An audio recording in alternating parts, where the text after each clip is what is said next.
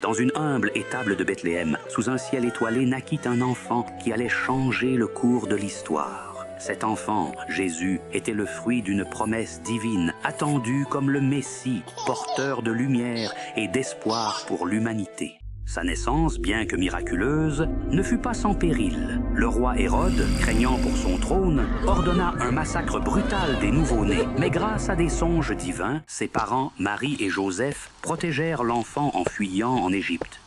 Même jeune, Jésus montrait déjà des signes de sa sagesse divine. À seulement 12 ans, il impressionnait les érudits du temple par ses connaissances des Écritures.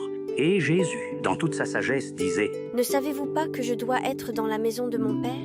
Entouré de 12 disciples issus de milieux divers, Jésus accomplissait des miracles stupéfiants. Il guérissait les malades, redonnait la vue aux aveugles, changeait l'eau en vin et ressuscitait les morts. Ses paroles, pleines de sagesse, appelaient à l'amour, au pardon et à la foi. Il enseignait à travers des paraboles, des histoires simples, révélant des vérités profondes, rendant l'invisible accessible à tous. Jésus disait « Je suis le chemin, la vérité et la vie. Nul ne vient au Père que par moi. » Mais l'influence grandissante de Jésus était perçue comme une menace par les chefs religieux et les autorités. Ils cherchèrent un moyen de l'arrêter. Judas, l'un de ses disciples, alla leur proposer de le livrer en échange de 30 pièces d'argent. Accusé à tort, il fut livré à Ponce Pilate, qui, malgré ses doutes, le condamna à la crucifixion. Sur la croix, après des heures de souffrance, Jésus prononça ces mots. « Père, pardonne-leur, car ils ne savent pas ce qu'ils font. » 3 jours plus tard, un miracle bouleversa le monde. Le tombeau était vide. Jésus ressuscité apparut à ses disciples et à des centaines d'autres, affirmant la victoire de la vie sur la mort. Jésus leur dit « Tout pouvoir m'a été donné dans le ciel et sur la terre. Allez, faites de toutes les nations des disciples. » Pendant 40 jours, il renforça leurs enseignements, rappelant l'importance de la foi.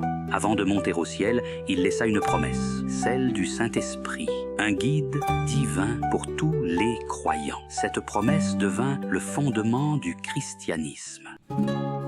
L'histoire de Jésus-Christ est celle d'un amour infini, d'un espoir éternel et d'un sacrifice ultime.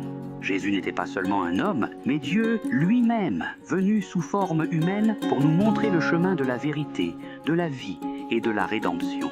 Il a vécu parmi nous pour révéler l'amour inconditionnel de Dieu et pour offrir sa vie en sacrifice afin de réconcilier l'humanité avec son Créateur.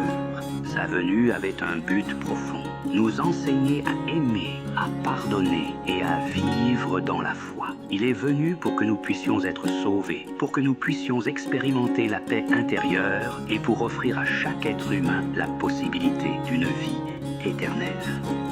Et dans ses propres paroles, Jésus nous a laissé ce commandement simple mais puissant. Aimez-vous les uns les autres comme je vous ai aimés. Si cette vidéo vous a touché, abonnez-vous pour découvrir d'autres récits bibliques inspirants. Que signifie pour vous le sacrifice de Jésus-Christ? Partagez vos pensées dans les commentaires ci-dessous.